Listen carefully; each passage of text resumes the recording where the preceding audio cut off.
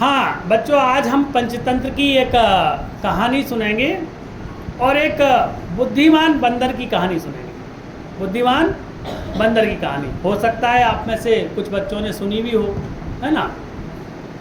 अब मैंने जैसा कहा था, आपको पिछले भाग में बताया था कि पंचतंत्र में गद्य पद्यात्मक रूप में कहानियाँ हैं, श्लोक भी हैं और गद्य भी है। गद्य समझते हैं आप? गद्य फ्रेजेस, है ना, तो वो भी है। अब एक कहानी है, तो उसमें कहा गया है कि हता शत्रु कृतम मैत्र्यम रत्नमाला नहारिता नालेन पिबता तोयम भवतः साधु बानर। इसको कहा गया है कि एक यूथपति नाम का एक बंदर था। किस नाम का? यूथपति। यूथपति मतलब सबका बंदर, जितने भी बंदर थे एक राज्य में, उन सबका वो सरदार कह लें या उन सबका मालिक कह लें, है ना, यूथपति। तो वो अपनी बंदरों की टोली के साथ एक राजा के महल में रहता था और वो राजा ने सभी पशु पक्षियों के लिए, सभी के लिए बहुत अच्छे इंतजाम किए थे। यहाँ तक कि बंदरों के लिए भी उचित भोजन की व्यवस्था वहाँ की गई थी। तो सारे बंदर बड़े आनंद से उस राजा के महल में निवास करते थे, है ना। यूथपति भी अपनी टीम के साथ वहाँ रहता था। सबको बड़ा आनंद आ रहा था, बहुत अच्छा लग रहा था, बहुत मज़े से वहाँ राजा के यहाँ निवास करते थे। खूब खाने को उनको फल मिलते थे, तरह तरह के केले, सेब, अनार, सब उनको ऐसे राजा के यहाँ मिलता था। खूब भोजन की व्यवस्था थी, खूब खेलने नहाने को सरोवर थे, तड़ाग थे, खूब नहाते खेलते कूदते। अब धीरे धीरे क्या हुआ, राजा के राज्य में, सुनना बड़ी अच्छी कहानी है और आपके जीवन से जुड़ी है, आपको जोड़ना है उसको बाद में। तो राजा के राज्य में एक बार यूथपति ने नोटिस किया, देखा कि जो भेड़ थी, भेड़ समझते हैं आप लोग, शीप, है ना, तो वो दौड़ के जाती और रसोई और भेड़ों का निवास पास पास में था, और वो दौड़ के जाती और रसोई में घुस जाती भेड़ें और कुछ ना कुछ खाने का प्रयास करती। एक्स्ट्रा चाहिए भैया, सब देखा है आप लोगों ने कि जितना प्राप्त हो रहा है उससे ज़्यादा लेने की इच्छा होती है लोगों की या किसी की भी। तो वो भेड़ें दौड़ के जाएं और उस जो राज रसोई थी उस रसोई में प्रवेश कर जाएं, और उधर से वो रसोईया गुस्सा में आए और वो भेड़ को मारता था, भगाता था, बाहर जाओ। अब कभी कभी वो बिना जला हुआ लकड़ी का डंडा लिए दौड़ता पीछे, कभी कभी वो भट्टी से एक डंडा निकालता जलता हुआ और भेड़ के पीछे मारता और भगाता उसको, भागो भागो भागो। तो यूथपति ने अपने सारे बंदरों को बुला के कहा कि चलो यहाँ से भाग चलें, चलो इस राजा के राजमहल से हमें भाग जाना चाहिए।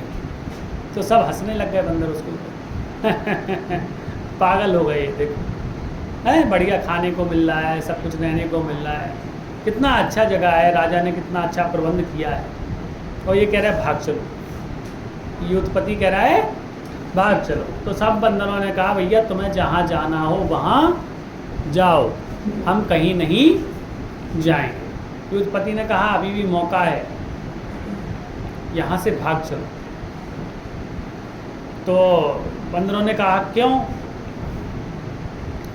तो उसने कहा कि मैंने आने वाले संकट को भांप लिया है और आप मेरी बात मानिए, यहाँ से चलिए। तभी कहा गया ना, आसन्न संकट को हमें समझ लेना चाहिए। जो आने वाला संकट है उसके बारे में हमें जान लेना चाहिए। एक पहली सीख यहाँ इस कहानी से मिलेगी। हमें हर पग पर ये तैयार रहना चाहिए कि हमें आगे क्या समस्याएं हो सकती हैं। आसन्न संकट, आसन्न का मतलब होता है आने वाले, क्या हो सकते हैं, है ना, समझ रहे ना बच्चों। हर जगह हमें जान लेना चाहिए कि भैया इसमें कुछ गड़बड़ तो नहीं है, कुछ ऐसा नहीं है, ऐसा सोच के चलना चाहिए। यही यूथपति ने किया, उसने समझ ली चीज़ कि अब कुछ गड़बड़ होने वाली है और यहाँ से चलना चाहिए। किसी भी बंदर ने उसकी बात नहीं मानी। अंततो गत्वा, आखिरी में युद्धपति को वहाँ से जाना पड़ा। वो स्वयं चला गया कि अगर आप लोग नहीं चल रहे हैं तो मैं यहाँ से मूव कर रहा हूँ, यहाँ से जा रहा हूँ। युद्धपति चला जाता है। सबको सुनाई दे रही है लास्ट तक कहानी? हाँ, तो युद्धपति वहाँ से चले जाते हैं और जब युद्धपति वहाँ से निकल जाते हैं तो वह घटना फिर से घटती है। वो तो रोज हो रही होती है।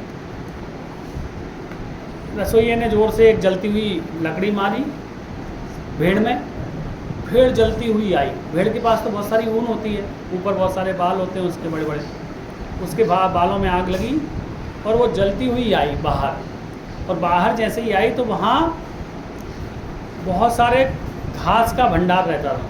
एक तो सारे जानवर वहाँ रहते थे, तो घास के जो भंडार था वो उसकी तरफ दौड़ी और वो जाके वहाँ पे घिसने लगी कि जैसे तैसे मेरी आग बंद हो जाए, लपटें उसकी बंद हो जाए। और वो जैसे ही घास में घुसी, क्या हुआ? आग लग गई। घास तो भैया आग पकड़ेगा। और जैसे ही आग लगी घास में, तो पास में ही क्या था? घुड़शाला थी। उनके पास में क्या थी? घुड़शाला। और भी बहुत सारे जानवर थे, लेकिन सबसे पास में घुड़शाला थी। घुड़शाला समझते हो? जहाँ घोड़े रहते हैं। तो घुड़शाला में आग लगी और घुड़शाला में आग लगी तो घोड़े जलने लगे। कुछ बंधे रहते थे घोड़े, तो भाग नहीं पाए, वो वहाँ जलने लग गए और घोड़े बहुत सारे जल गए, कुछ मर गए और बुरी तरह से झुलस गए। जब ये सब शांत हुआ तो राजवैद्य को बुलाया गया। राजवैद्य मतलब डॉक्टर बड़े वाले, जो पूरा राज्य का चिकित्सा देखते थे। उनसे पूछा कि महाराज क्या किया जाए इस स्थिति में, सारे घोड़े जल गए हमारी सेना के। तो राजवैद्य ने आदेश दिया कि जितने भी बंदर हैं आपके राज्य में उन सबको लाया जाए। उनको मारने के बाद उनकी जो त्वचा है, स्किन है, उसको घोड़ों के ऊपर लेपित किया जाए, लगाया जाए, जिससे उनकी जो जले हुए हैं वो ठीक हो जाएंगे और सब ठीक हो जाएगा, ऐसा कहा गया। तो पकड़ा गया बंदरों को।